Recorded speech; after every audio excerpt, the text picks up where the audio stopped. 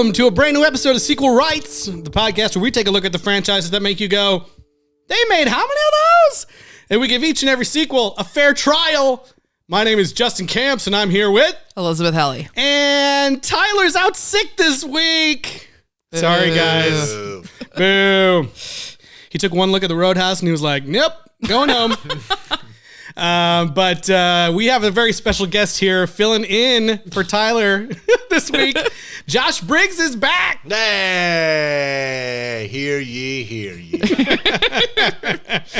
Indeed we do. He's our resident Roadhouse expert. Right. As we all remembered. Everyone remembers talking about Roadhouse, the first one. In 2019.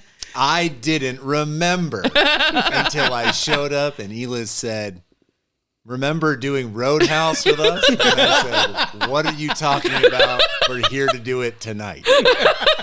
The second one. That hasn't happened yet. That's hilarious. I think it's honestly just because like anything before the pandemic, It never actually happened. An entire different universe. It feels like so. It's true. Yeah. As I said, I was even trying to figure out if I'd actually been here or not, or am I imagining a different place and time? Maybe. I don't know. Yeah. Who knows? It's not important. You're here now. That's what matters. Well, as mentioned, we're here talking about the brand new remake of Roadhouse. 2024. 2024. Yep. It's just Roadhouse. Roadhouse. It's just the Roadhouse. Yeah, what was Roadhouse 2 called again? Roadhouse 2. Oh, Last Secret Call of or something? Was there a subtitle? I don't know. I don't know. I thought it was just Roadhouse 2. It had Gary Busey's son in it. I remember that. Or a different one. Oh God, I don't know. I hope it was Jake. I'd have to look. I don't remember either. But we watched it. We sure did. Oh, I should have watched it for this. I wasn't on that episode. No, you weren't. We had no guests for that episode. Notably, I went back and looked as well. Yeah, no one wanted to talk about Roadhouse 2. Yeah. I really didn't know there was. I mean, I kind of assumed there was, especially the fact that we'd be here to talk about this one. Right, yeah. Sequel Rights Podcast 2 doesn't seem as remarkable as 3. No, yeah. Well, because, this is one of our, check-in episodes that we like to do for those of you who aren't, who are tuning in for the first time and we're like, wait a minute, I thought we were talking about Planet of the Apes. Yeah. Why are we talking about, Escape from the Roadhouse or whatever? Well, we hope you stick around anyway. I mean, we'll be back to the apes soon. But Kingdom of the Planet of Dalton. Yes. And actually, when we covered Roadhouse, it was something that we don't do too often, but we did actually never again have we done it. But we did 2 twofers in a row, both starring Patrick Swayze. Oh. So we did Roadhouse, and then we did Dirty Dancing, which actually turned out to be more than 2 because of all of their insane reboots. That's right. But we just kind of pretended that Patrick Swayze was playing the same character throughout, just at different points in his life. It was the Swayze-verse. The Swayze-verse. I love that. So yeah, that was that. Before we sexy time. It was a good 4 weeks. Or I guess I should say all the things before we do the trailer, but make sure that you email us, secretrights@gmail.com. We've been getting emails about apes and other things, so let us know what you think of the show, and then reach out to us on social media, on Twitter, Instagram, or Facebook at Sequel Rights. And every episode ever, week by week, is now on YouTube, and we're getting new listeners and views or listens on there. So make sure that you do that if you are one of those people that listens to podcasts on YouTube. That's right. We haven't started video yet, so our faces are still a total mystery. Yeah, unless you want to see me and Justin interview the guy from the first Planet of the Apes. That's true. Brian Pennicus. We did upload a special video interview. There's a couple videos out there. Yeah, so check that out. And since Tyler's not here, I'll just also tell you to rate, review, and subscribe, and all of those great things on every single platform there is. Yeah, Josh, we didn't give you Tyler's script of things he has to say. Nobody said a thing. You just said go. And you are the Tyler now. This air purifier is not a nanny cam of some kind. Secretly being wide angle videotape for YouTube. That would be hilarious. No, it's just a regular old air purifier that I turned off because it's too loud. That's good. Yeah, we want to be as close as possible with the air purifier on. Yeah. Right. Well, yeah, true. I could have put it somewhere else in the room. Yeah. It's been on all day, but yeah. Okay. Well, let's travel down to the Florida Keys and check out what's going on this week on the Roadhouse. Before we start, do you have insurance? What? Your coverage good? Like, you have dental? Oh, haha. Is there a hospital nearby? Is it, like, too far? About like 25 minutes, I'd say. I just slapped you. Are you all right? What?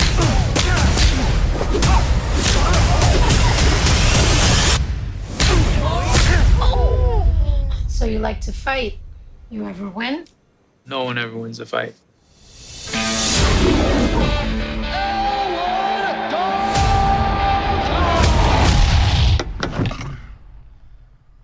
This ain't the Holiday Inn, pal. I'm moving. A friend of mine suggested I come talk to you. I own a roadhouse out in the Florida Keys.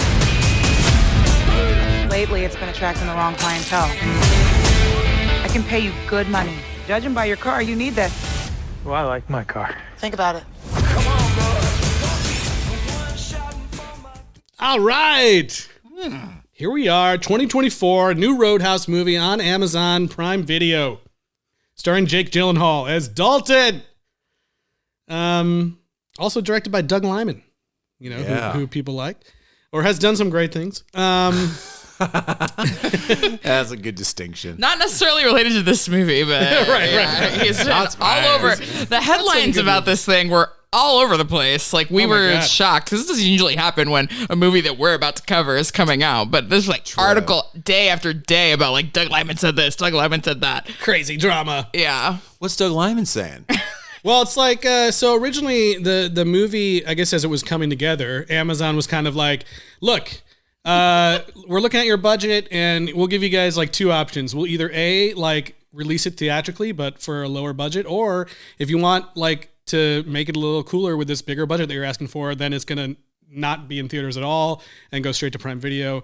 And they chose the bigger budget straight to Prime Video. But then as it came together, there were all these arguments and everyone thinking like it needs to be like, some of the producers were like pushing for it to still be theatrical, and Doug Liman famously said he was not going to attend the premiere, but then I think he actually was there. I don't know. Yeah, he did go to South by and eventually do it and participate in some promotion for the movie, even though they were all mad at him. But it's interesting because the executives were mad at him, or Jake Gyllenhaal? I assume that Amazon was mad at him. I think Jake Gyllenhaal was kind of just like, yeah, man, like, he was like, we took the money, like, what do you want, bro? Like, he's still getting his GQ features and what have you. Yeah, exactly. But it's kind of interesting because I have been before they do these like Prime premiere screenings where there's a movie that's only something, I forget what it's called, but it's only coming out on Amazon, but they'll be like, anyone, you can come to the theater if you're a Prime member and watch the movie like for free at this and such theater, and you get a tiny little bag of popcorn and a tiny child-sized soda, and you get to watch some movie for free. And I've like actually been to this before, and so before this drama started, I was like, oh, maybe they'll do one with Roadhouse, and then I can go see it like in the theater before the podcast. But because of this drama, no theater screenings of Roadhouse unless you went to South by. So instead, I've only seen sitting in bars with cake at the theater. Boy, and all you had to give up was some amount of genetic material to Amazon to scan in for free. Yeah. So. I do say, like, I didn't enjoy seeing the MGM logo where it says an Amazon company on the bottom. Boy. Which I guess I haven't. I guess it's been that way for a bit now, but I haven't watched a movie like that. Yeah. So that's the background drama on Roadhouse. Okay. I mean, Doug Liman hasn't exactly been, I don't know. I mean, he did like The Bourne Identity, right? And Edge of Tomorrow, which is Edge of Tomorrow would probably be his last good one, right? Yeah.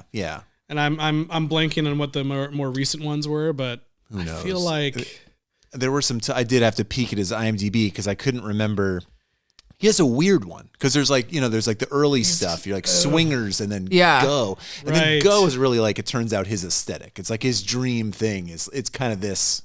This sort of like has a bit of that in it. It's like a little bit of like his hands that have car sounds. The movie before this is that one Chaos Walking that was like, I remember it was like super delayed. It was like it's a Tom Holland, Daisy Ridley film.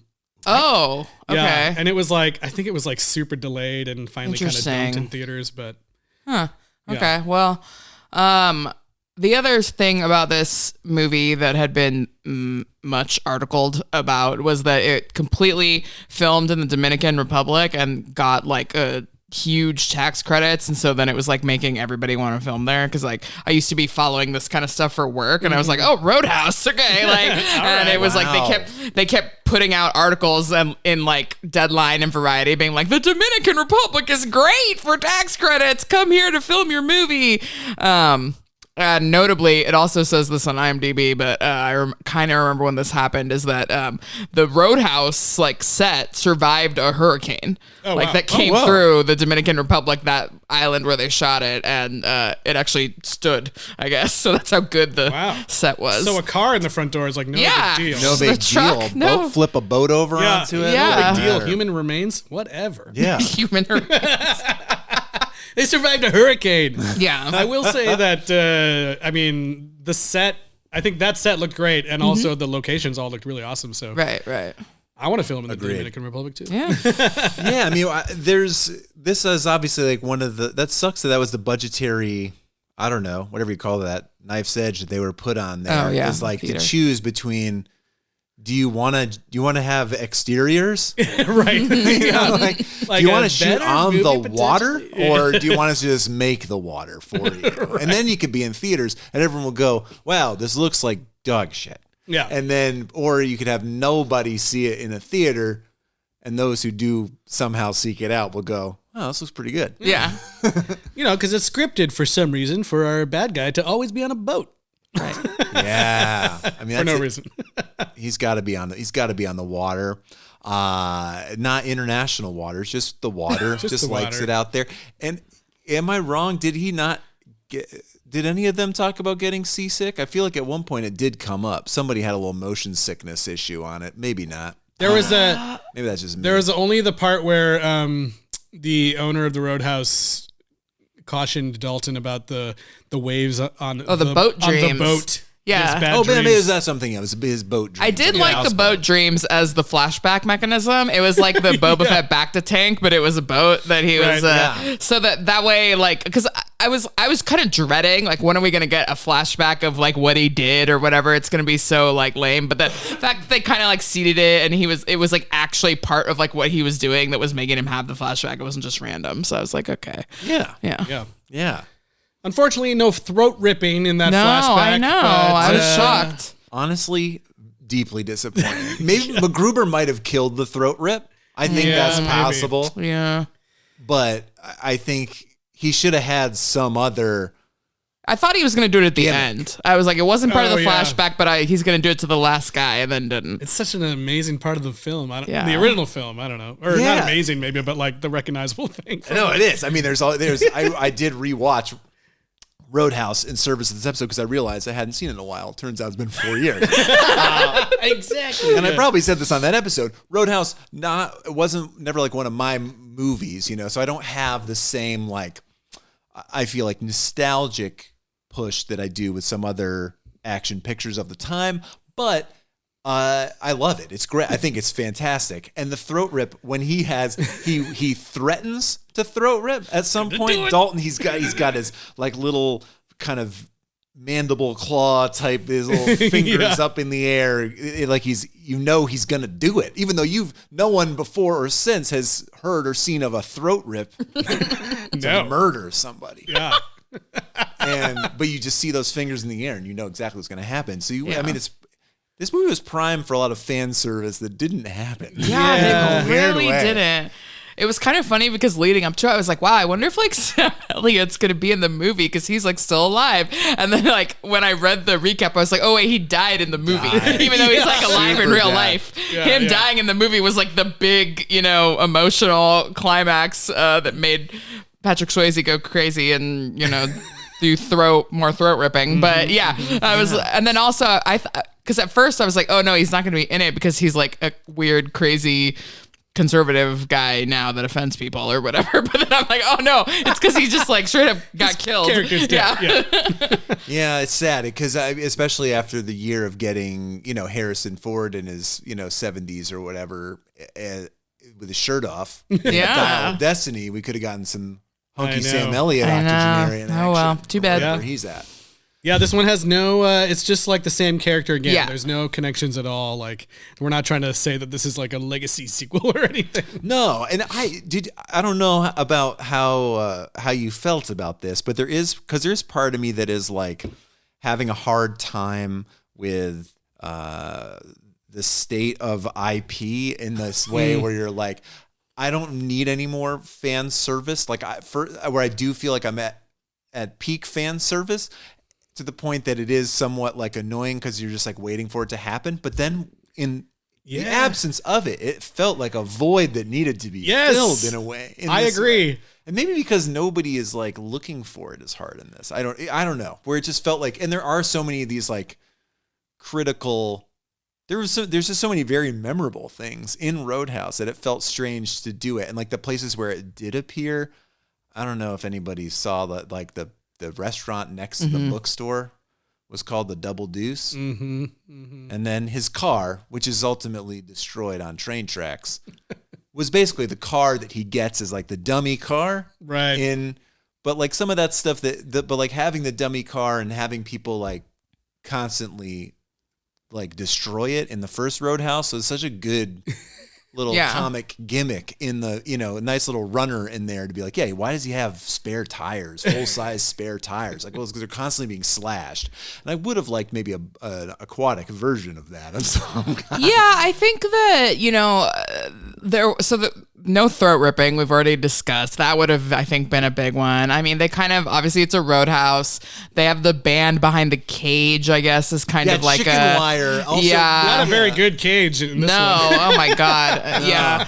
And, he does the kicking, which is like the whole Family Guy thing too, from Road. He does kick someone pretty unnecessarily at one point, but the one piece of like fan service or callback that I was really like, okay, like they really needed to do this was like the rules, like the 3 rules about how you like conduct yourself as a bouncer or whatever. He kind of like, he says be nice like once, but more like as a catchphrase and not like a teaching tool, Does he actually say it like normal? Someone says it. I think you're right. He just says it to somebody. Because at the end, it's used as like a Mortal Kombat catchphrase. Right. Like this. Be nice. Be nice. Yeah. Be nice.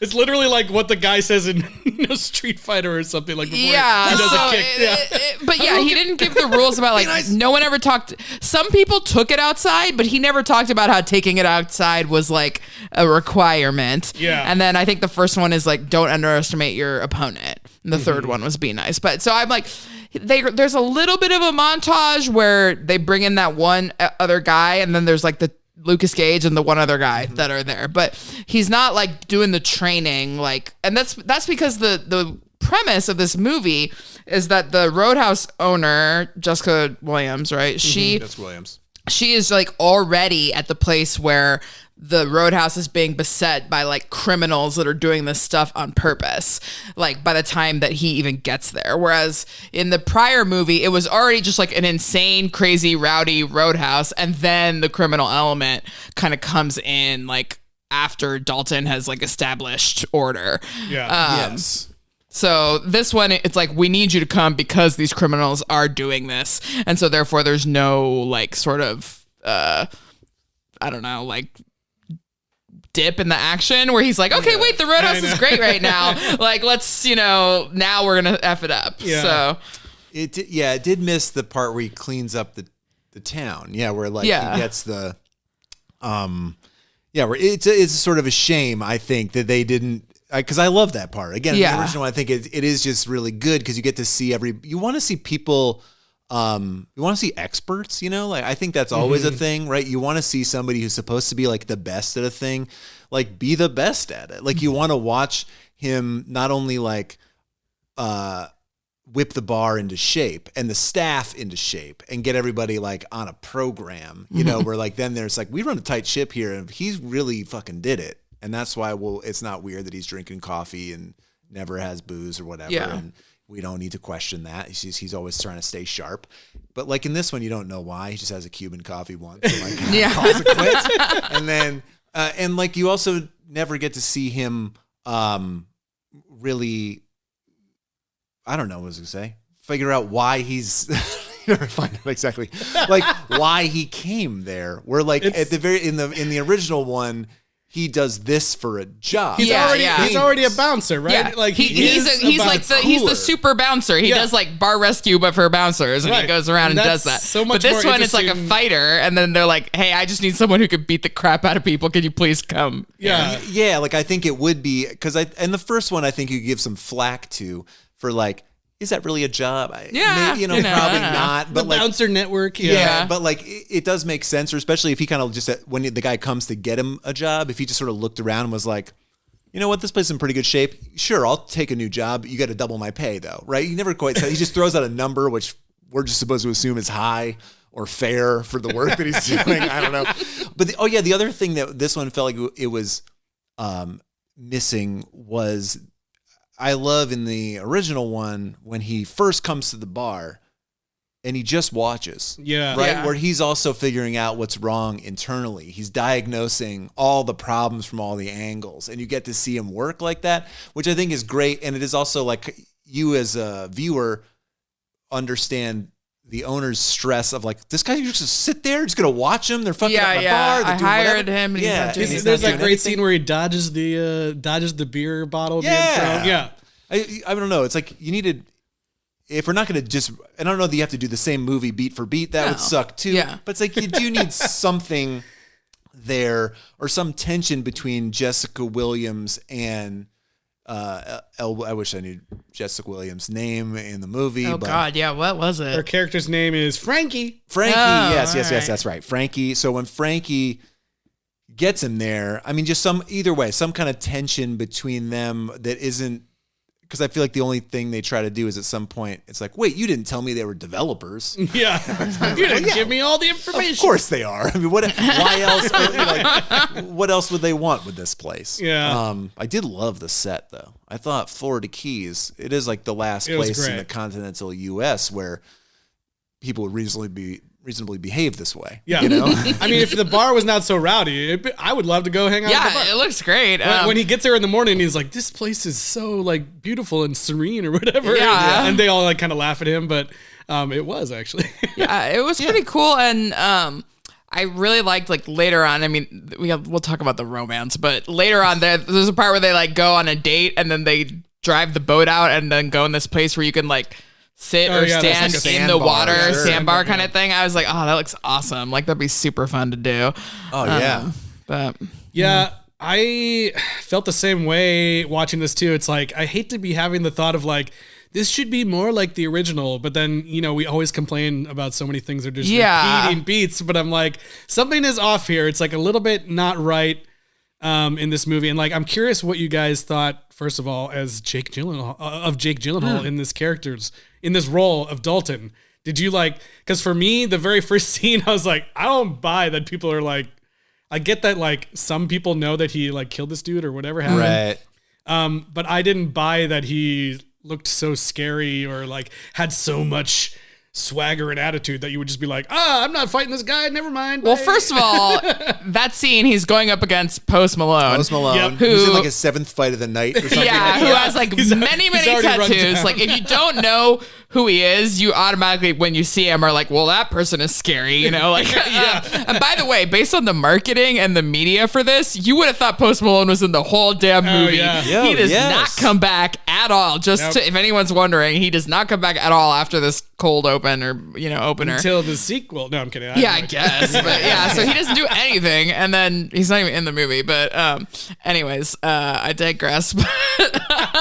So yeah, basically, it doesn't really make sense. However, like Jake Gyllenhaal does look extremely hot in this movie. Oh my God. And he looks like incredible. Ripped, yeah. And like I'm not like a hardcore Swiftie, but I've like been paying attention to it recently, and like I know we're supposed to hate him, I'm like, oh, he's gross, he's horrible, all too well, all this stuff, but I was like, he is really charming. It's very difficult to like just hate him because he's Jake Gyllenhaal, because in this movie I was like, he is like pretty cool and pretty charming, but yeah, I mean, as far as his effectiveness as an employee, like I don't know if I'd want to hire him to do any kind of HR management. Bring this ex-MMA fighter, disgraced MMA fighter to get your bar in shape. Yeah. He was I thought he was a cutie patootie, like very charming. And I mean, obviously, like cut like crazy. Mm-hmm. I mean, completely.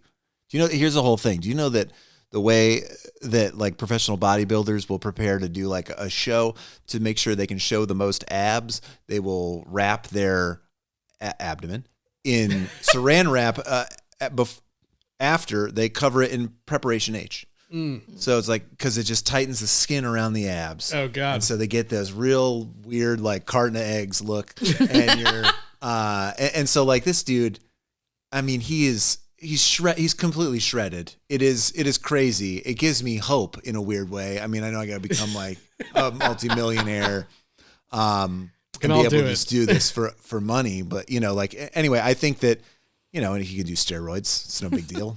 They can do whatever they want. But he looked incredible. He looked fucking incredible. And I do think he got the Patrick Swayze charm. I think somehow I was surprised. I was not confident about it going into it. I was swept off my feet. Okay. Well, okay, so you did not like him. I just didn't buy, I don't know. I just don't buy him as that cool guy. He's just not cool to me.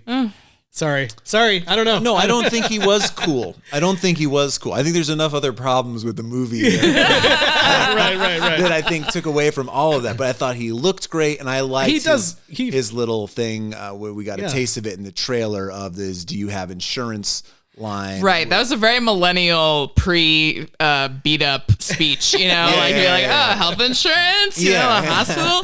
Like, are we going to get an Uber? Do you have a way to drive there? Like, so. What did you guys think of, okay, so off of that whole, comedic setup for this fight, what did you guys think of the kind of like comedy in this movie? Like, because for me, stuff like how the place is called the Roadhouse, and it's kind of like they're making fun of the original film in some way, but I don't think that, I don't know, it was a weird, like, that was a weird meta thing that I didn't feel like worked. They have this think they like hung on to it too long. They have this whole conversation that goes like this.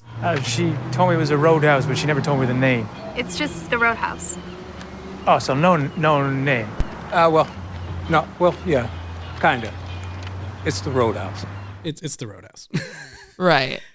Well, there actually, I can't really complain because there was recently a joke almost exactly like this on the show The Brother's Son, which has now been canceled, so I guess I could just spoil the joke. But and I thought it was like the funniest joke ever. I told everybody because it's like this guy who's this badass fighter and he goes to play mahjong with all these grannies or whatever, and they're talking about some gangster and they tell him like, oh, that guy, he's the owner of the #1 seafood restaurant in Alhambra. And then the guy's like, oh, really? What's it called? They're like, we just told you it's called #1 seafood restaurant in Alhambra. And they're like, oh, okay. Like, and I thought that was so fucking funny. But this, yeah, you're right. I didn't think this was funny. Well, that's a good joke. And you can't cancel a movie. But this was, I'm so glad, I thought I'd written this down. I'm really glad you were able to play it because perfect. I thought that was insane. And I felt like I was losing my mind watching that scene of the movie because I'm like, what are they talking about? It's like, and what is the joke here? Because I think even calls it a joke. Yeah, it's kind of a joke. My uncle had a sense of humor. Yeah. It's like he had a pretty twisted sense of humor or something like that. And the boat he's staying on is called the Boat. And the boat's called the Boat. Yeah. Yeah, then I get it. But it's like it's called the Roadhouse. It's a roadhouse. And it's like it would have been... I don't know. It would have been better if it was called The House because it's near a road. Right? Well, it's just like, was like in the first movie, did they always talk about, were they always like Roadhouse? No, it was the Double Deuce. I know, Roadhouse. It's got like a normal name, and I just don't understand why that's funny in this context. I think it was a joke about how the title of the movie is Roadhouse, but the word is supposed to be one word, Roadhouse.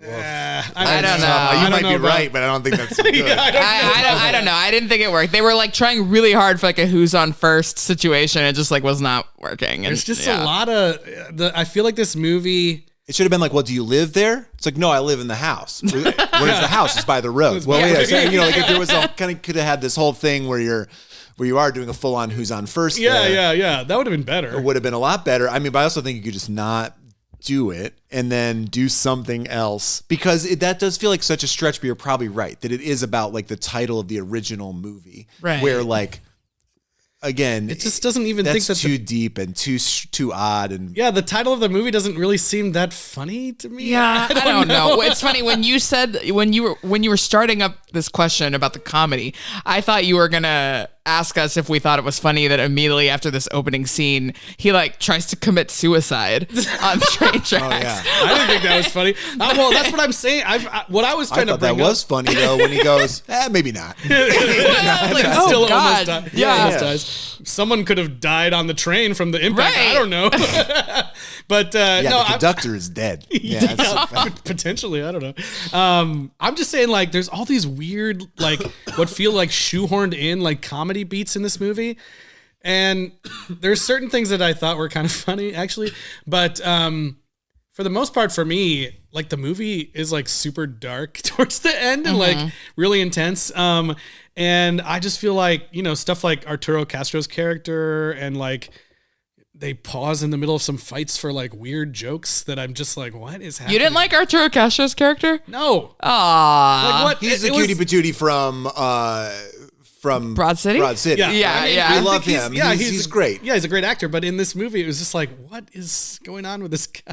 Again, I think like most of these things, I think there would have been a lot of relief if earlier on it had been made clear that he was just kind of in the wrong place at the wrong time. Or did, you know, because he says later, he's like, I just like riding motorcycles. Like, Yeah. and it's like, it's hard to ride in Florida without like a crew. group, yeah. And I thought like, oh, that's actually really sweet and does explain why like he is just like the wrong person for this group. But if like they just sort of needed another person or he had to fill in for his cousin one night or something, Right. you could have thrown in one line about that.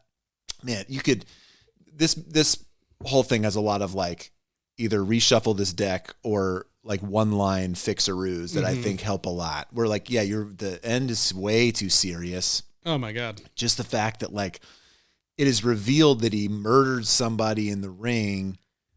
And as a refresher, it's what made me go back and rewatch Roadhouse was because I was like, I mean, I think he had a dark past. I couldn't He quite did remember. throat rip a guy, but it was He like, killed a guy, but it was like, But it was in the line of duty Yeah. as a bouncer. it was a self-defense thing. yeah, right? it's like he had slept with this guy's wife who didn't tell him that she was married, so he didn't know that he had made a cuckold of this man, who then tried to kill him, and so then in self-defense he ripped out his throat and he died. Right. yeah. So He maybe probably didn't even know throat rips were lethal at that point. It was just it was a trying new stuff maneuver out. those days. Yeah. Yeah, you're in dance pants. You're just, you know, who knows what happens. I mean, I don't follow UFC or MMA stuff No, like I just ever, know but Joe like, Rogan's a character in it or something. well, I mean, like if somebody did kill a dude like in a fight, wouldn't that be like really big news? Like, or no? It might. Or does that happen I also- all the time? I also had a feeling like it could have happened and I wouldn't even know because I don't follow UFC news. I don't know. yeah, I mean, I feel like if they had a horrible injury and then they like went to the hospital and died later or something, like that might be more or like less of a huge thing. But if some would be guy huge, just fucking yeah. lost it and even after they called the fight, like went and broke a guy's neck, like in cold blood, like I It feel like would that'd probably be. be- I mean, we're still talking about what's his face who bit somebody's ear like 30 years ago, Yeah. whenever that was. You know, Yes. like I don't know. Also, I think he'd probably be in jail. Yeah. I think you would be. You certainly be in trouble. Maybe he did. Maybe he did do some time and some. Or maybe way. they sign everything away so airtightly that you can't like. Yeah, I don't that's know. Possible. I have no We'll idea. Have to ask Joe Rogan. Yeah, well, we should have looked this up, but whatever. I think what it all boils down to is all the problems with these various characters is that there are just too many characters. There's too many Yes. villains. There's too many goons. Like, Oh my God. especially like The goons thing is so There's confusing. just so many of them, and they're all like too recognizable in a weird way. There's like Lucas Gage. There's like Paxton Hall Yoshida from I was Never like, Have is that I Ever. Paxton Hall I Yoshida don't in know the why background? Paxton Hall Yoshida should not have even been in this. Like, That was why like is an he in the extra deep character. background? Yeah. So weird. But then he kind of becomes more important at the end where I'm like, no, this should have been one of the other dudes. And then really the guy that should not have been in this movie at all, sadly, is Conor McGregor. Like Oh my God. I don't know. Maybe he is a good actor elsewhere, but This is his first It says movie. introducing at the end. Yeah, so introducing. I'm going to say no. I feel like we should only use that for like small children and people that they like find on the street, you know, this is like the one guy that could speak, this ancient language and we put him in the movie, like not a guy that everybody already, we're not introducing him. Like, we've all heard of him. Hollywood. Hollywood doesn't know him. But yeah, that character I just thought was like we don't need to bring in another heavy at this point, in my opinion, in the movie. Like they did not need to bring in an outside person. Like this one of the characters that was already in the movie should have been built up to be this person. Yeah, maybe. I just don't think they have. Yeah, none of those characters existed really. But I agree. I was completely confused as to who were like the main bad guy played by Billy Magnuson, Ben Brandt. Yeah. Like who were his like personal lackeys? Who were the like Local hired lackeys? people? And who was like And then the police. The police, and then Conor McGregor is like an outside hitman type person that his father The calls father, from prison. yeah. So you have like And we don't know who the father is. Yeah. yet. Mysterious voice on the like phone. Billy Magnuson. This is now like the third or fourth movie we've seen him be like this cardboard cartoon villain Snivelly, guy. yeah. And obviously like they go straight for the easy way because anybody who's getting shaved with a straight razor is an automatic psycho in any movie ever. And Yes. He That was almost kind of didn't a get fun to be a scene. psycho though. In this yeah, movie, he right? barely got to Because, do anything. Yeah, Conor McGregor is kind of eating his psycho. Yeah, lunch, right? and then Like, you he bring gets to in get on to do all Joaquin that. Dalton as the sheriff, which is like, okay, this is another guy that That we was know really is a weird. frequent villain, and it just, I don't know. And then there's too many like the romance. Like I feel like there's no chemistry between Daniela. Not for a second. It should. If there's going to be love interest at all, it should have been Jessica It Williams. should. That's my point. Is like. She's also what I stunning. thought. In Yeah, this They movie. had way more Yes, chemistry. Absolutely. And Yeah. I bet you anything, especially because we see that her name is Frankie in the movie. I bet this was a gender blind casting for this role. They were like, we just want someone who's a semi-recognizable comedian to be the owner of the bar. And then it ends up being Jessica Williams. And they don't realize that, Jessica Williams is super hot and going to have just as much, if not way more chemistry with Jake Gyllenhaal. So it's building up and you kind of think like, this is cute. Like, she's going to be the love interest. Right. And then all of a sudden they introduce this ER doctor, like who happens to also like Thanks for giving me a bunch of work tonight, right. Dalton. And in the first movie, the love interest is also a medical professional, Yeah. right? Yep. But that's why she's important to the story, is because she's a medical professional that can like fix people, right? Should she also have a connection to the criminals? She does. Oh, okay. Only because Ben Gazzara, who's like the Ben Brandt of Yeah. that movie, he's obsessed with her. Oh, okay. Like he wants to be Right. with her, and so he kind of is. It's why he keeps going after Dalton. Okay, Because okay. He's like, well, wait, he's also getting her. He's getting everything I want, and I want everything. But even that is like not necessarily like this lady, we meet her in the ER, but then her medical knowledge never comes into play again later. The reason she's important is because she's this guy's daughter, not because Right. her and her Dalton. ex-boyfriend has a boat. Yeah, not because her and so Dalton stupid. have a great relationship. I don't even think that they sleep together in this Well, movie there that was we a- see. Implied on the date on the sandbar. Yes, because They It's get- implied? He comes back and he's shirtless when he gets onto the dock, and I was like, did they have sex? Like, it didn't seem like he even wanted to be there. Yeah, it did. Okay, well, He's gonna anyways. to wipe himself off. That's weird. It I don't even know certainly is a what. very short, not not very intense relationship, to our naked eye. But He's basically telling her no the whole time. Like, yeah, no. the only no, reason no. that she becomes important in the end as this hostage is because she's the other guy's daughter. It's not about her relationship with Dalton or her medical expertise in helping any of the It characters. feels like it follows the Marvel Studios playbook for like sexual encounters, where it's just like, we make people as hot as possible and then they do not touch. Yeah. That is Right. the crucial component of all these. Maybe they did, though. I don't know. They could have. Keep it's that in your possible. head, you pervert. Yeah. I just think they should That's have right. You're thinking it, you sicko. He's sick. They should have just got rid of her character entirely and gotten rid of the entire layer of the sheriff. Like, which obviously I thought it was good that they just didn't ever try to depend on the police for anything because they were like, they're all corrupt. But I Yes. don't think you needed like that character. Exactly. These are the wrong things to. Rather than mapping the interesting stuff from the first movie, they just took certain things they felt they needed to keep for one story reason or another. Yeah. So like, having the doctor as the love interest, and then having the local business that gets burned down, right? Because that was also the thing. It's like the guy's whatever store that gets burned down in the first Roadhouse, and then in this one, it's the dad and her daughter's bookstore. Oh yeah, there's a little girl there just so that we feel bad, and you know, for that. Yeah, I hated also all the meta stuff in this movie about like, is it a Western? I don't know. What's the deal? Is it the deal with roadhouses? And, or you know, like there's all this, just all this shit that I thought was very. I'm sure they thought they were feeling super clever when somebody came up with like, we're going to call it the fact that this isn't a Western. You're the hero. Yeah. Am I? Maybe I am not even the hero of this story. Yeah. Well, at least you're not the villain. I know that for sure. Well, off to the Roadhouse. There's too many other villains, or as it is. Yeah. The Roadhouse. Yeah. The one thing I was going to say before too about his mysterious past. So again, Patrick Swayze, he does it sort of in the heat of the moment.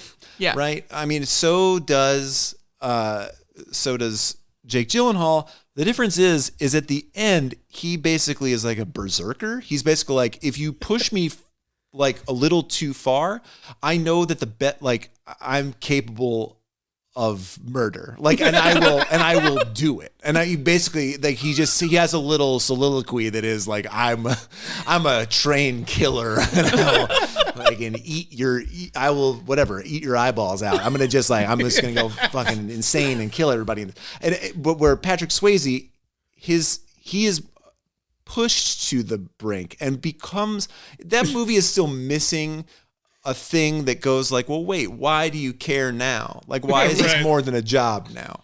Right? There could have, that's what a thing that movie needs. Because he kills people in the first movie too. Sure, yeah. But it is kind of like once they start to mess with his personal life and they start to mess with innocent townspeople, then he's like, well, wait a second, I'm in this too. But he never quite says that, he just does it. But like, anyway, in this one, it is more just like, I don't know, like you pushed me a little too far and I'm a bloodthirsty killer. So I'm actually a maniac and I'll kill people. That's just why I was like, what the fuck is happening in this movie? Why is he so dark all of a sudden? Like, he makes that dude drown in the pool because he breaks his throat or whatever. And then the next scene you see, he's got that guy's body on ice in the boat. And I was like, what the fuck is happening? Why does he have his body on ice? I thought he was going to feed it to the crocodile. Same. Because, the first guy who did get eaten by the crocodile, I was like, that was pretty good, actually. Because we've heard about this crocodile. You think, oh, that's not real, you know?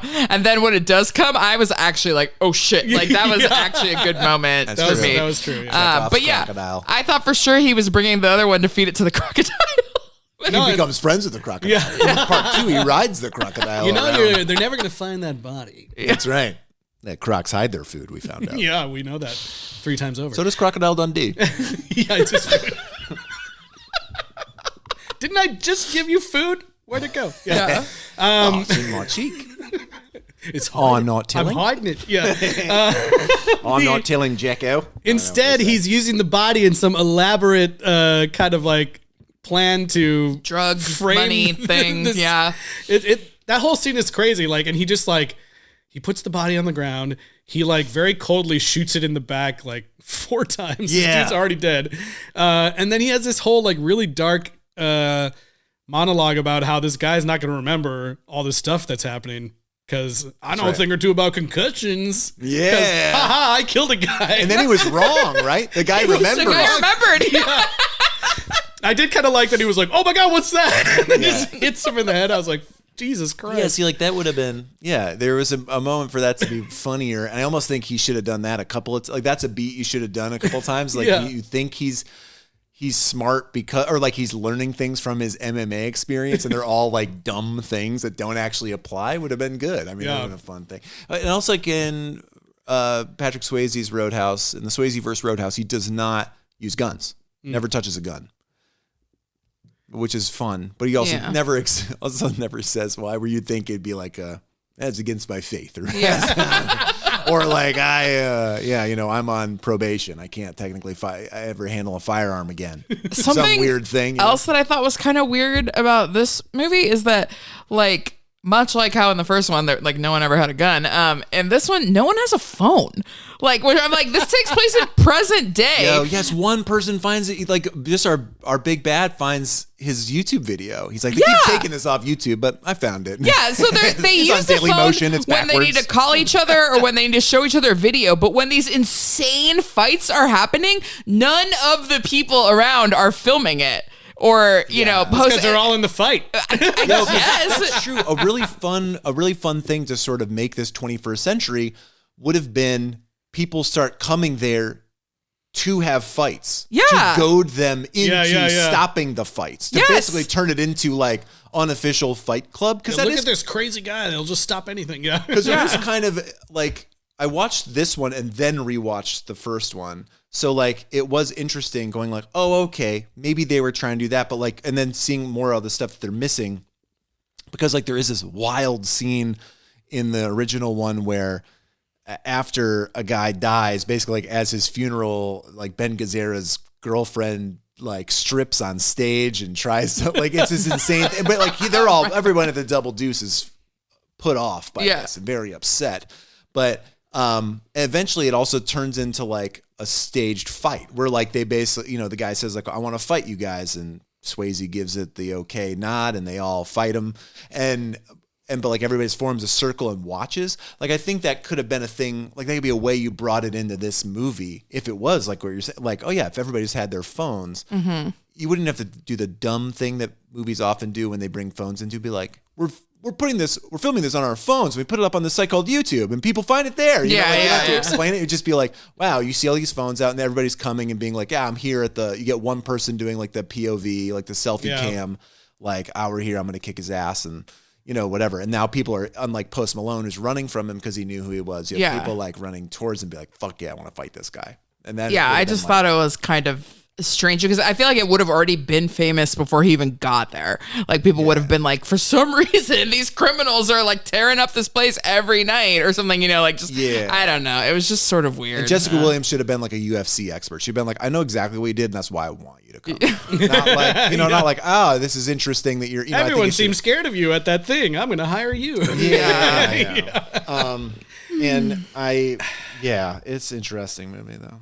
So what are some good things though? Because I feel like we're I was gonna say this might be an unpopular opinion, but I actually had a lot of fun with Conor McGregor's character. Okay, sure. And for me personally, like the issue with this movie is that it gets too intense and just too dark, and I kind of feel like the way to go with this is like, because the comedy, all the awkward comedy stuff, like never really worked for me. Like the whole, when he tries to go like blow up the boat and the beepers and close enough, I was just like, I don't know. Some of that stuff just felt weird. And I felt like my favorite moment in the movie is the scene where Conor McGregor's character finally gets to come into the Roadhouse and like cause this huge fight. And I was like, I feel like the movie, I wish it had more of that energy of like just like craziness, and because we don't get a lot of these like big fights inside the Roadhouse. And I almost feel like this movie would have done better in the hands of someone who could still do some of this action stuff, but like more of like a Akiva Schaffer, like Lonely Island style, like commenting more on like leaning more comedy than like super serious macho. I mean, yeah, this movie did make me realize how insane the idea of a bar fight is. There were a lot of points where guys like bar fight. Yeah, guys say yell bar fights and just turns the guy next to him and punches him right in the mouth. And you probably brought that guy with you. Like, what are you going to do? I don't know. And like this small town, everybody seems to know each other. Right. And like it felt a little bit unhinged. You asked for things we liked about it though, I mean, I did love the setting, as I said, and I think the idea that this is like like a dead vacation town. My mom's family is from Bermuda, and she grew up in the area of St. George's that when I was a kid even was like the place where about half the cruise ships would stop. So if you're there on a weekend, there'd be a cruise ship of people from New Jersey that would come off and like run the town, and it'd be like crazy. But then it's just like super sleepy the rest of the week. Once the cruise ship stopped coming, everything just shuttered. Like there were just, like you can't really support this kind of tourist town on locals only. Right. And then a lot of stuff would then be closed on the weekends because it'd be like, all right, well, anyway, no one's going to come here. And so it was just sleepy all the time. And I think still is, but I kind of appreciated that with this, where you still look at it, you're like, well, yeah, but this is beautiful. And like, why wouldn't people come here? And it's like, it's just townies. Just townies. There's the only people come and drink here. Nobody's coming for spring break. Nobody's coming for anything. It's just like these like 8,000 people who live here. And it's like one road in and out. Yeah, exactly. We're the one place that's open. And we're open all the time, and that's how we're going to stay open. But I have this dream. I thought like all that stuff was good, and it did make me, and I really love Jessica Williams in it. I thought she was cool and again, kind of believable as like, maybe like smarter than this, but like is, I want to do this because it's like a family thing. I appreciated all that stuff. And anyway, good setting for a movie, and I like that he arrived by Greyhound bus ultimately and not by his car, because buses are disgusting and they don't get enough play in the movies anymore. And when he leaves at the end, Lucas Gage knows that's the bus he was on. Dude. He just looks at it like, oh, there he goes. There's only one bus a day, I'm guessing. Like if you miss the bus, how do you know he had made that bus? Yeah. That's a great point. He said it was leaving, but I don't know. It's true. It's true. I did like, Conor McGregor, I think as this like psycho, it did need like, I like that he was a brute that just felt like he just said like whatever the first thing that came to his mind. Yeah. I loved his intro scene when he's just walking naked and the guy calls and he's like, "What are you doing right now?" And he's like, "Shopping." Yeah, clothes shopping. I did like it when he was on the phone and then he was like, "Okay, I'm like," and then it just cut to black and then opened and the whole festival or wherever he was fair was like on fire. Yeah. Like I didn't think that was funny, but then later on, I just kind of I don't know. Like there was one part in the movie that was so ridiculous and stupid that involving him that it made me like actually laugh out loud, which didn't happen to any other part in the movie. But I love when he first walks in and he's like this. Just what I thought. This roadhouse is mine. Just what I taught. This roadhouse is mine. Do you guys feel like he's not Irish?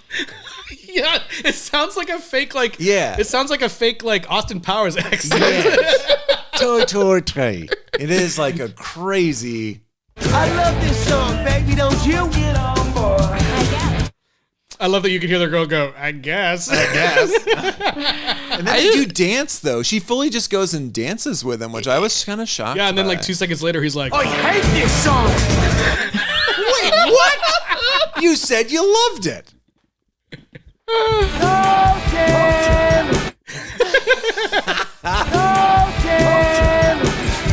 What? It's about fucking time. He was very hard to understand, especially towards the end. It was they were trying to do the quips in the mid-fight, and that was very challenging. That was so. I mean, we got to talk about the last fight for multiple reasons. I do think overall, like the fights were all good. I thought that it was shot pretty well. Yeah, they looked, and there were like crazy moments in the movie. It looked really cool, like when he's walking on the on the freeway. And you see that truck coming in the background, and like the scene, like where the truck swerves at him, and it's like he's in the back of it. Like that all looked really crazy. Like I don't know how they. Well, I did read something that said that he invented a new filming technique for these fights, where like I guess like they have a CGI double or something, and then they film the person fighting, and then later they put in the person on the other side or whatever. I don't know, but I was wondering how they're stitched together, because it like the bar fight scene feels like. There's someone like holding the camera and it like whip pans over to this person they're fighting and then it just whips over here and it's like really energetic. And I thought that was kind of cool. Yeah, I don't know the exact details, but on IMDb it talks about how like there was much, I guess probably at the Q&As and stuff, they were going over this new technique that they were doing for the first time. So that's cool. Yeah. And I heard the guy in the band during the big bar fight, like he had like a rubber guitar and stuff like that, because he was told just to like, well, what do you want me to do? He's like, do what you would do if somebody actually came on stage. It's like you would never give anybody your stage. So stay on. So it's like get off the stage, which I loved. And I think that's pretty cool. And it did really look like Jake Gyllenhaal got thrown into a set of drums. That looked like the most painful thing in the movie to me. I like the double drum set. Is that pretty common for bands to have? I was like, that looks cool. Like, 2 drum kits up there? Or it was like maybe some one, but 2 guys playing it. That was probably it. Yeah. That happens, sure. And probably the least believable thing in this whole movie was that there was only one Sublime cover at this bar. Like, not a chance. It would have been 100% Sublime cover. I know. It's like we should talk a little bit about the music because the music is so important in the first film. And I was like so curious what they're going to do. Like I think even, I don't know, last week, I don't know if we were guessing, but I was curious if they were going to even have a band, you know? But right, I'm glad was the first one, it was the same band the whole time, right? Yeah, it was like Jeff Healey. Yeah. This Jeff one, they had a bunch of different bands. They sort of just kind of like hinted toward the racial like divide in the community a little bit, like, you know, they're like, oh, he's a black business owner, and then a couple times they had like black musicians where a white person was like, oh, you suck, or whatever, like a song like praise the Lord, praise the Lord, you know, like he was like play Metallica or something. I forget what he said. Oh, but they play Metallica. Yeah. Oh, well, yes. And so then, okay. But yes, the music, I thought your wish is my command throughout was most like the live music was good. I don't know. Yeah, I was curious to see if they were going to change anything up with the new location, and I feel like they did a little bit, but they also got to stay in that kind of like Roadhouse vibe. Yeah, I've never been to the Florida Keys. This all seemed very New Orleans, like kind of a Zydeco twinged thing, and definitely. And I thought that was an interesting choice to not go full white reggae. Yeah, but that's probably what they have there. I don't know. Yeah, well, I don't what know. Jack Johnson? What or else? Like a Jimmy Buffett cover band. So that's what I would think. But I'm sure they were trying to make it more, you know, I don't know. You're right. It would have been all Sublime songs. Yeah. And I'm also trying to think, like, what would younger people come out and see and come out to dance to? Maybe no band? No bands at all? Because maybe like maybe it is very New Orleans-y. Maybe it is very, or like a lot of country. Well, especially if you don't have a one house band, that means these people are coming and going. So yeah, because it was like different groups. And also like what bands are really would dare? Yeah. You got to be like, you're in the Florida Keys. Like you got to drive that's a hundreds of miles from wherever you live. And you're going to be locals. In a cage. You already know you're going to be in a cage. Yeah. Local bands. That'd be my guess. I don't know. But they do well. This Roadhouse is successful. I think that was kind of the thing with the Double Deuce as well. I think they do pretty, you know, doing all right. Mm-hmm. Popular spot. So the needle drop though. Oh yeah, so if you need like if you want to know like how freaking cool this movie thinks it is and like how serious it's like so serious, and it's like this is so fucking cool. The final, there's a final fight between Conor McGregor's character Knox and Dalton, and it's like the music is at a frenzy of like fucking, it is, I think Christoph Beck does the score. Yeah. And it is like the music that you're hearing is like as if we were watching, you know, Iron Man fight Thanos or whatever. It's like it is like action bombast fantasy, like these two guys, and then there's these weird spots where like the music dips down for that joke about the piano's out of tune or whatever. Like, oh my god, so stupid. I'm like, what is happening? Sounds good to me. And then there's a part where like you think like, oh fuck, Jake Gyllenhaal is beat. Oh no, and then like he's like standing back up, but all of a sudden you hear. And you're like, what the fuck is happening? And then they play like the whole intro. I mean, it's a cover of Enter Sandman, but that part I was just like, I can't with this. It was a total non sequitur for me. I was like, what? I was like, is this from the first movie or something? No, it can't be. Like, it was his entrance music as an MMA fighter. Right, but okay, I totally missed that. Which is also again fucking bananas to have that be like that he's activated by this in any way. Kill the guy. We kill the guy, and he's trying to run from his past. Like it is him just going like, no, I'm embracing the animal within, and I am going to just go full psycho on this guy. Where like it would have been awesome if it was like, if it was just. If he heard it and it did like snap him back to life or something like that. Okay, well, I feel like that makes a little bit more sense because I somehow missed that. I didn't even notice that. Yeah, I missed that in the intro. That's all right. That's okay. This just came out of nowhere, and I was like, what the hell? I'm like, I want to know what conversations led to this happening. And who said we have to have it at any cost. I know. It's like, What if this That's keeps where us the out extra of money What went. if this Yeah. keeps us out of theaters, Doug? It makes him seem so fucking cool. Oh my god, he's standing up to intercept. So that is, I It's mean, like they had to use it in at least 2 scenes in this movie. Yeah. So it was like certainly expensive. It is possible that I don't Metallica kept them out of movie theaters. Out of theaters. Yeah. you never know. Oh boy. I don't know. That part broke me a little bit. I was like, no, I can't with this. And then he does this crazy, like, I'm going to stab you, and then pull the thing out and stab you again, stab. That was crazy, and that he's still alive. Are we Yes. getting there, dude? I could talk go about for that, it. that, like, so that he's. Everyone's still alive at the I always end. want to call him just like Seamus Mc something. I can never remember his name. Conor McGregor is Conor McGregor he comes out of the hospital in just a dressing gown, so we see his ass again. Yet again. With And the butt. I feel like the only MMA fighters have like giant weapon tattoos.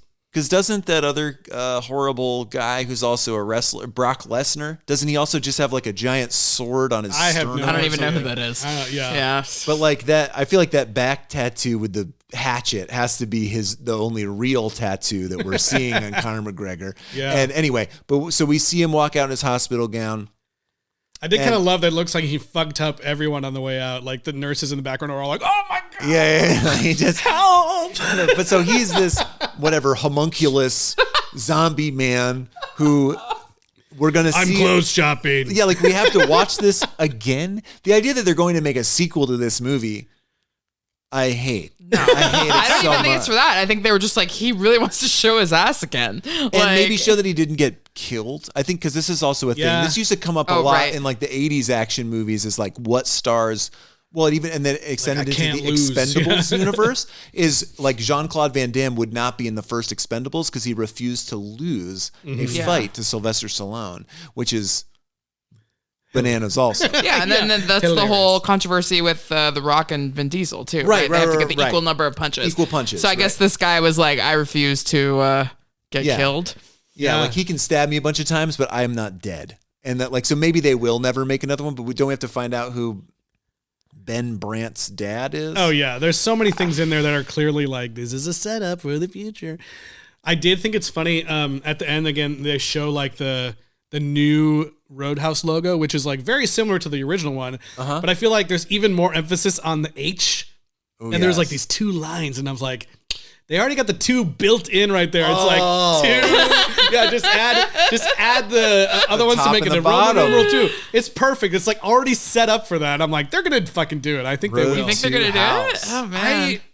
So what do you guys think? Like, do you think that if this movie was in theaters, like it would have done well or what? It would have done like middling. Like I don't know. I mean, it depends how much I feel like Jake people would have Gyllenhaal been interested really. in seeing Yeah.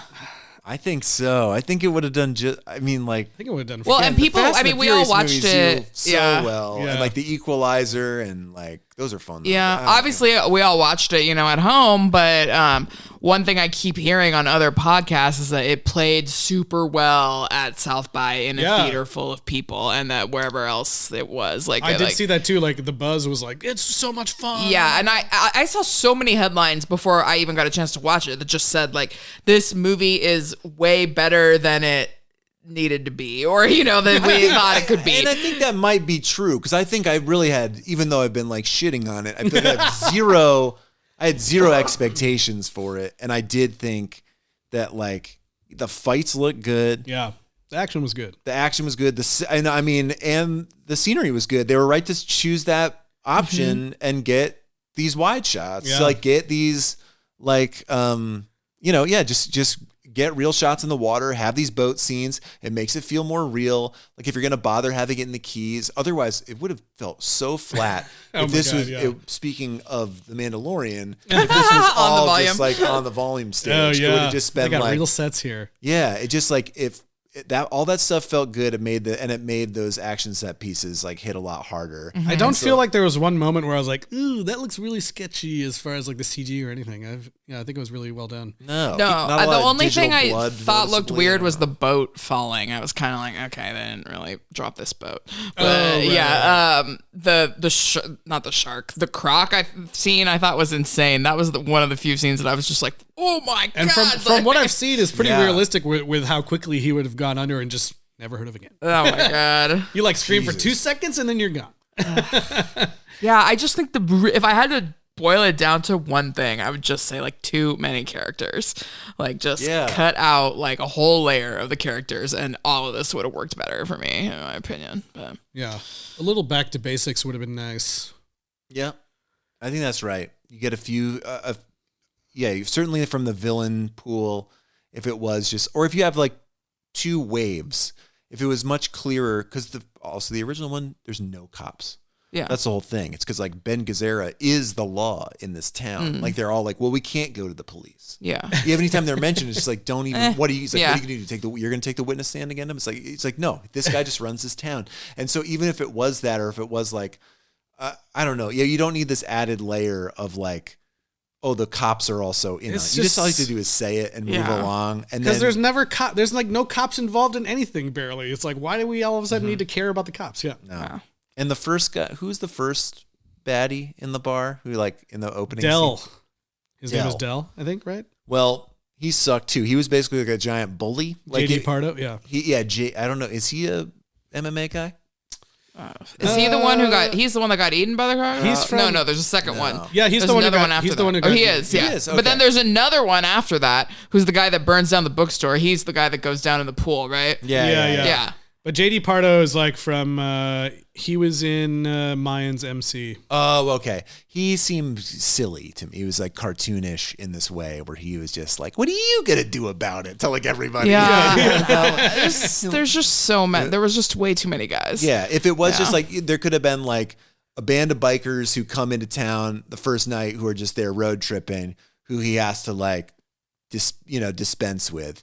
And then you find out who the locals are, right? And then you never see those bikers ever again. And this local gang is who you're dealing with. And and again, an added like thing from the first one that makes a lot of sense is like as you're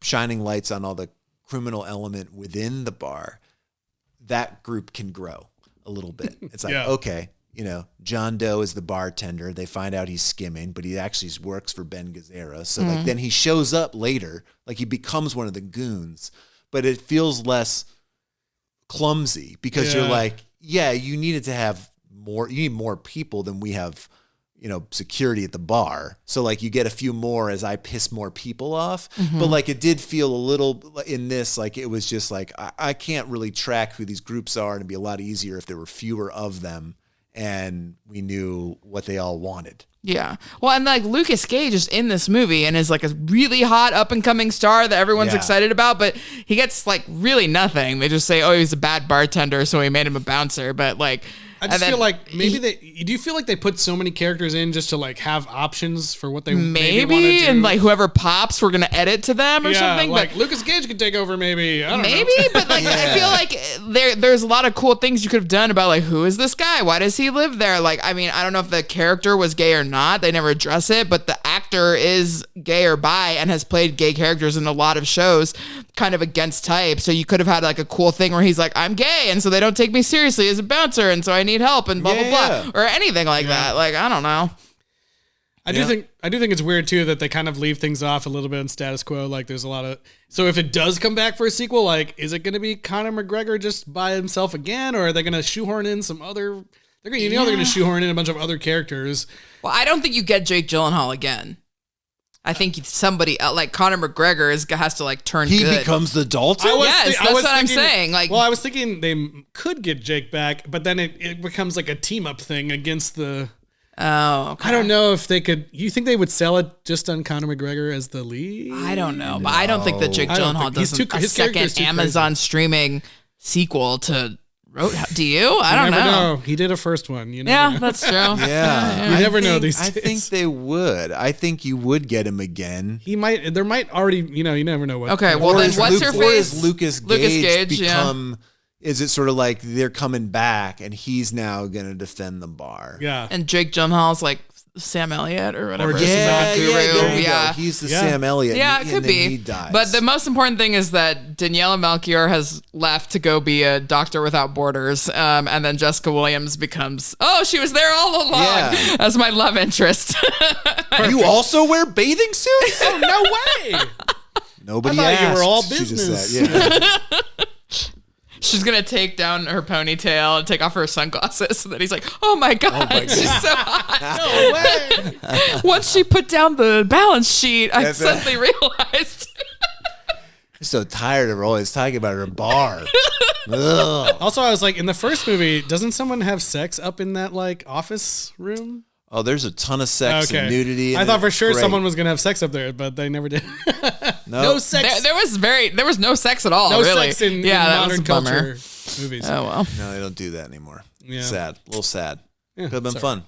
It's all right. So I realized Tyler's not here to do a rating system. But what if we take a key from the film and just call it the rating system? Wait, you want to? You don't want to say like how many copies of Fred the Tree? How many the rating systems? Oh, there you go. Yeah. How many copies of Fred the Tree? How many system ratings you give rating system? Yeah. It's called a rating system because the system of ratings. Okay, we'll do that. Ratings. Let's do that. the rating system. Forget Fred the Tree. I think Fred. How many copies of Fred the Tree do you give this? That's a good Great. one. That's a good one. No, let's do Fred the Tree. I was just making a joke. Okay. I was going to say, too, like, there is one child in this movie, for some reason, to make us care about things, I guess. But the actress, Hannah Love Lanier, she has not been in that many things, but she had a ton of fun, like, doing this movie. And her and Jake Gyllenhaal did a bunch of, like, cute videos or whatever. Nice. And, like, Sweet. she plays...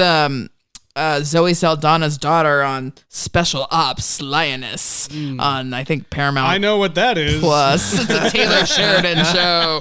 I've heard of that.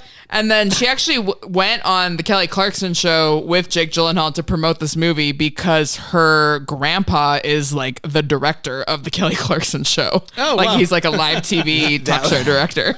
So That's great. amazing. She's completely leveraged her way onto this show. yeah.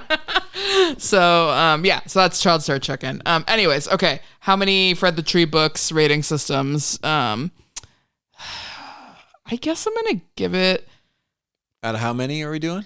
It's out of 10. Always out of 10. Great. Yeah, That's I want to consistent. say, oh gosh, I was a little bit higher on it before I got here. Actually, I'll say 6 Sorry. copies because I do think like sometimes we see things that are just like barely even movies. Yeah. That kind of when they Sure, fall you've below seen a all 5. the lands before time. Yeah, we have. It's like this is a So many very lands. competent, visually good looking, well made, movie. Like I guess It is a story also. Yeah. Yeah. Like it has a beginning, middle, and an end. Yeah, and there wasn't anything particularly like offensive, which is amazing for something that's about, a backwoods roadhouse with all these people of different races. There was nothing you that meant I was just backwater. like, yeah. And almost all dudes. Sorry. Like, Yeah.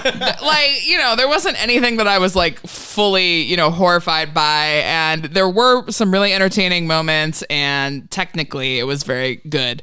But yeah, I just think that like it was really missing like the sort of Patrick Swayze like heart to it. Like Jake Gyllenhaal had the charm, but he dark. didn't have like the heart. No, he's very special, and and I mean, has the lace up pants to prove it. And I don't think that. Yeah, there was no even signature piece of clothing from Jake. Gyllenhaal. No, yeah. So there's just a lot of elements that were missing, and then and just no sexy chemistry really for that they intended.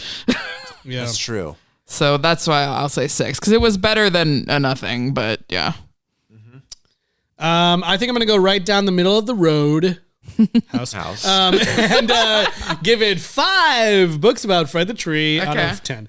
Yeah, I don't know. I just, for me, like the tone is all over the place in this movie. And that just really makes for a disjointed experience for me. I kind of wish it was a little bit funnier and had like less of this like super serious macho man stuff going on.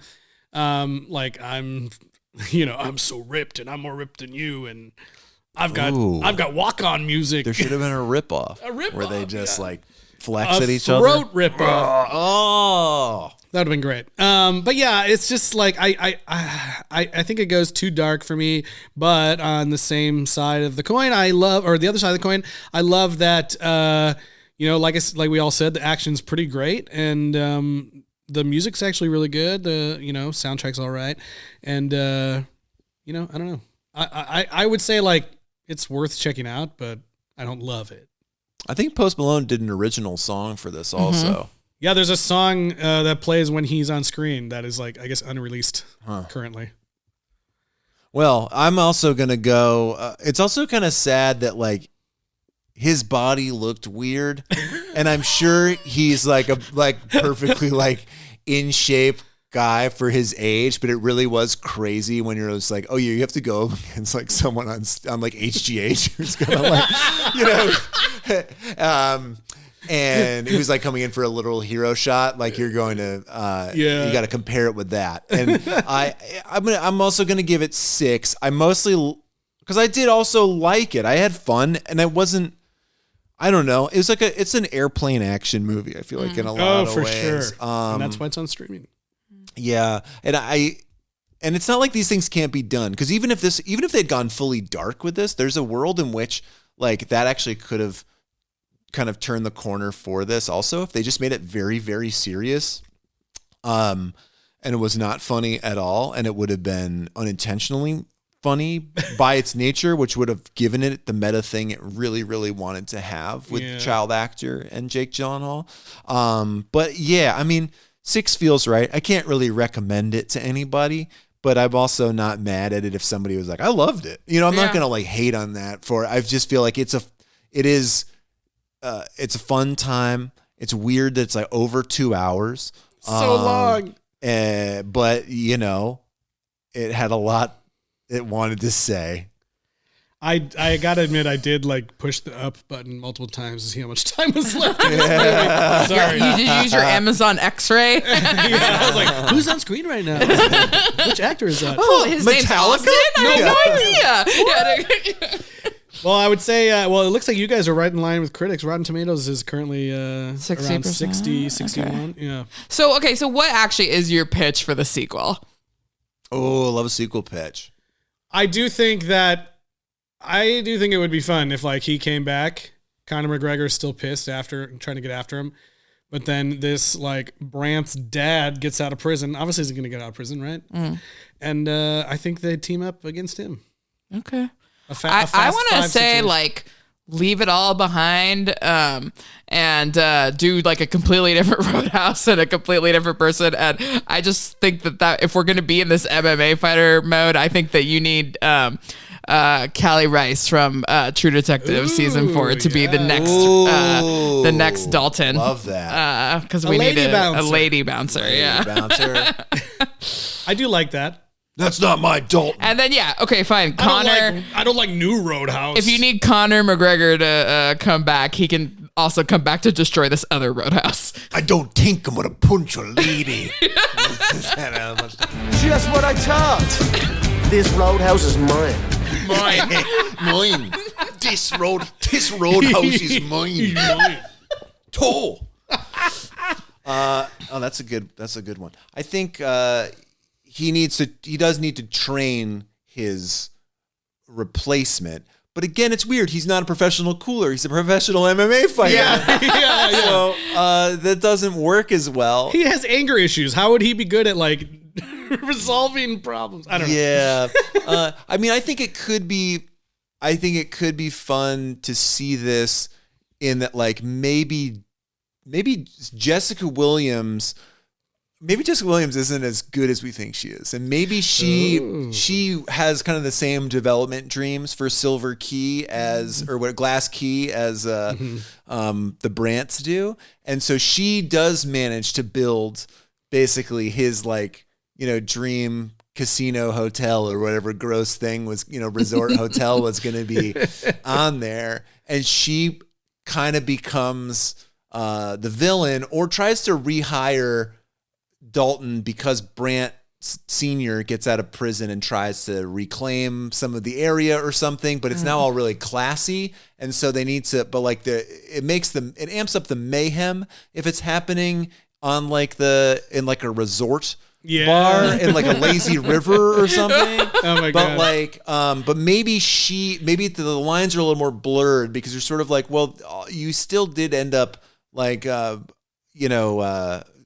not gentrifying, but like building out the whatever you've resortified this tiny little island community, and maybe I don't know if I can trust you anymore. But he still gets his whole little crew back together, and I don't know, they just fight between these two rival hotels on the island. At this point, I just wanted to get extra over the top and be wacky. I want to see him be like, yo, at one point he gets so mad that he like trains up a bunch of crocodiles and unleashes them on him. Right. Drops them in an empty pool of crocodiles or something. 4 roadhouses would make one hotel. Yeah. One road hotel. I'm just Road saying. hotel. Yeah. Oh, road hotel. Oh my God. Okay, yeah. But I think, we got to imagine that in this day and age, like there's no way that any IP sits dormant for too long. I don't know if they can do just a straight another remake, but yeah, I guess maybe if it was like just a totally new cast. I feel like you nailed it with the casting choice and everything else. I think that would be right on. That'd be great. Would be good. I did think it was sort of like surprising that there wasn't one female bouncer that worked there. Oh yeah, this movie don't pass that Bechdel test. Yeah. I don't think. No. Well, no. I was like, did Jessica Williams ever talk to that bartender about anything other than Jake Gyllenhaal? No, I don't think she did. Yeah. She wasn't like, so how much money is in the cash register tonight? What did you do this weekend? Yeah. Because even the bartender came to talk to Jake Gyllenhaal and said, like, don't disappoint Jessica Williams. Like, basically. Oh, well. Yeah. That was kind of a sweet scene when she showed up. Yeah. Like, I got you breakfast. That's also one from the first movie. Yeah. Is it like the woman who I think is also in like 16 Candles or one of those? Anyway, it's kind of like another 80s character actor.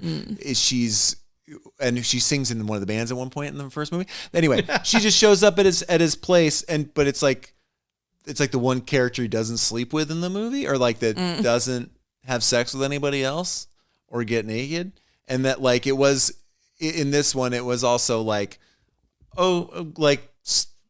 you didn't need that character because nobody is like, I don't know, nobody's having sex in this movie at all. So it's like to have like the one who he's just like pals with. It's like, well, you're all just pals. Everyone's a pal. Yeah. It's like, yeah. Well, we can all look forward to Roadhouse Night Country in a couple of years. Yes. That'll be great. Okay, I think that's probably going to bring us to the end of our discussion of Roadhouse 2024. If you guys want to check it out, you can check it out on Prime Video right now. Only on Prime Video. Exclusively. Take it outside. And Josh. Yes. Thanks for being here. Oh my God, a great pleasure. Is there anywhere people can follow you or check up on your latest? You have a podcast still going? I certainly do. I have a podcast with my wife about horror movies featuring children. It's called Mummy and Daddy. And we talk about parenting and the parenting in horror movies. And you can find that wherever podcasts are sold. It is free. And you can also find us on the internet at Mummy X Daddy. What was the last movie you guys talked about? The last movie we talked about was A Quiet Place. Interesting. Yes. And so we will be doing A Quiet Place too. And lots of bad parenting going on in those movies. Lots of bad parenting in most horror movies. Not a lot of great parenting in horror movies. There's no time. You're being chased by ghosts. That's right. Exactly. That's how you end up in these situations to begin with. A lot of the time. Let's be honest. Yeah. It's not a safe place to grow up. But we have fun talking about it. And you can come check us out. Mummy X Daddy Pod. Sweet. Awesome. Well, that's it for Roadhouse. And, next week we'll be right back to Planet of the Apes talking about the fourth film.